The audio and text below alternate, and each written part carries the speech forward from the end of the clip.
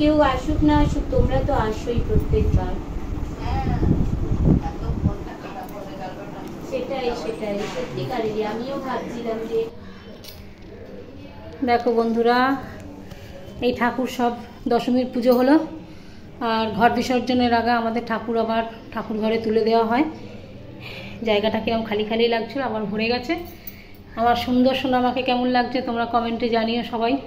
যদিও কেউ কমেন্ট করো না, ভগবানকে কেমন লাগছে সেটা তো একটু কমেন্ট করতেই পারো যে সুন্দর লাগছে মাকে।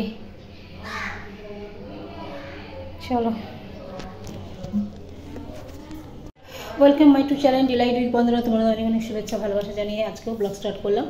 এখন ঘড়িতে বাজে প্রায় 12:30, আর 12:30 বেজে গেছে। তো যাই হোক, কালকে রাত্রি সমস্ত কাজকর্ম করে রেখেছিলাম, ছাদ ফাদ সব ধুয়ে ধায়ে রেখেছিলাম, সিঁড়ি ফিড়ি সব মুছে রেখেছিলাম। যেহেতু এবারে খাওয়া দাওয়া হয়নি, মানে প্যাকেট সিস্টেম হয়েছে, সেহেতু এবারে আমার খাটুনিটা একটু কম হয়েছে। আগেবারে প্রত্যেকবার 3টে 3:30 বেজে যায় সমস্ত ধোয়াধুয়ি করে উঠতে উঠতে। এবারে শুধু মুছে নিয়েছি আর ছাদ ধুয়ে দিয়েছি। তারপরে আজকে সকালবেলা উঠে এই যথারীতি সমস্ত কাজকর্ম করা হয়ে গেল।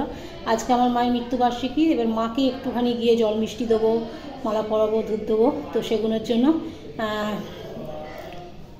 দেখো তোমাদের সঙ্গে শেয়ার করব। তো চলো থালাটা মেজে নিই, বাবলাদা ওখানে নারায়ণ নিয়ে চলে যাবে, আর নারায়ণ নিয়ে চলে গেলে তারপরে আমি মাকে একটু জল মিষ্টি দেবো। তো সাথে থাকো, ঠাকুরঘরটা একটু মুছে নিই, নিচে যাবো। নারায়ণ চান করুন।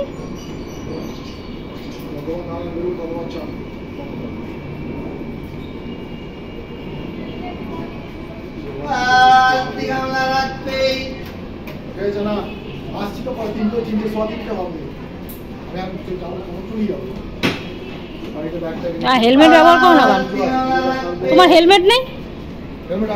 পরো, টাক গরম হয়ে যাবে তো। তখন হেলমেট, হ্যাঁ তাহলে ঠাকুরমশাই বলে ছেড়ে দিয়েছে। এই মা, তাহলে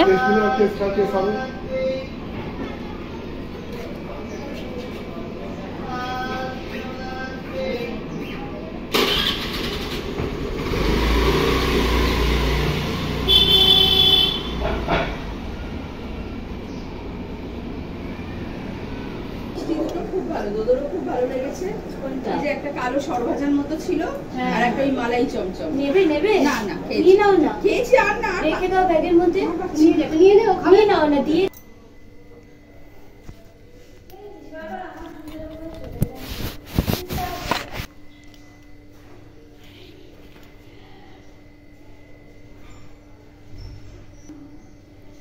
তো এই যে বন্ধুরা, প্রসাদ নিয়ে এলাম, প্রসাদ খাবো, আর মাকে মালা টালা পরিয়ে নিই, রেডি করি, পরে আসছি। আজ আমার মায়ের মৃত্যুবার্ষিকী। তো মা 4 বছর পূর্ণ হয়ে 5-এ পড়লো। তো মাকে আজকে জল মিষ্টি দিলাম। তো মাকে প্রণাম জানাই। আগে মাকে খেতে দিতাম লুচি তরকারি করে, কিন্তু অনেকেই বলছে যে খেতে দিতে নেই, তাই জল মিষ্টি দিলাম। আর একটু চা করে দেবো, জায়গা নেই তাই চাটা পরে দিচ্ছি। তো যেখানেই থাকুক, আমার বাবার হয়তো এতদিনে জন্ম হয়ে গেছে, কিন্তু আমার মা যেখানেই জন্মগ্রহণ করুক না কেন, সুস্থ থাকুক, ভালো থাকুক।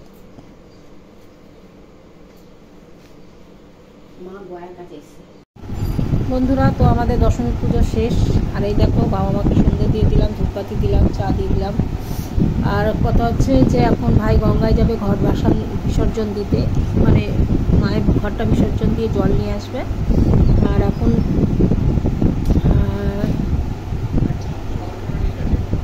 হ্যাঁ কোনখানে? সাইকেলের তলায়? ও বার করেছো বাচ্চারা? বার করেছো? ও যারা পোষে তাদের দিয়ে দিল।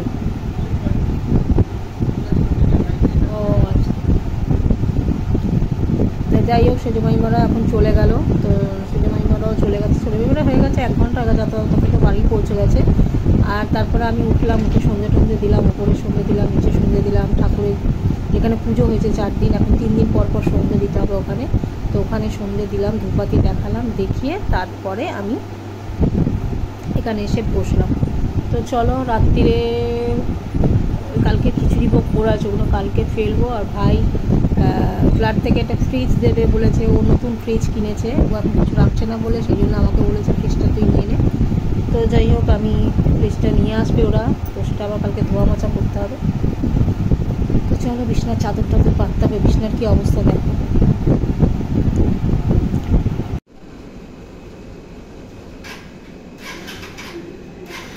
রাস্তাটা দেখো, দেখে মনে হচ্ছে যেন রোদ রোদ উঠেছে। হ্যাঁ না আলোতে মনে হচ্ছে দেখো। হ্যাঁ হ্যাঁ, মনে হচ্ছে দিনের বেলায়।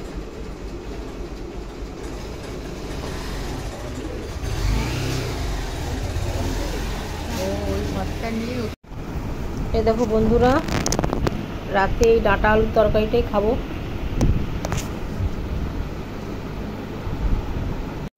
রাতের বেলা এই ডাঁটা আলুর তরকারিটাই খাবো, আর কিছু খাবো না।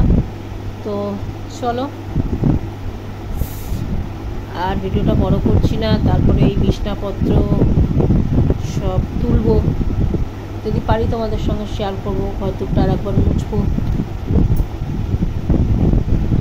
শুয়ে পড়বো। এখন ঘড়িতে 9:10 বাজে, বুঝুন আসবে, তারপরে শুয়ে পড়বো। ও এসে চাদর টাদরগুলো তুলুক। তো চলো পরে আসছি।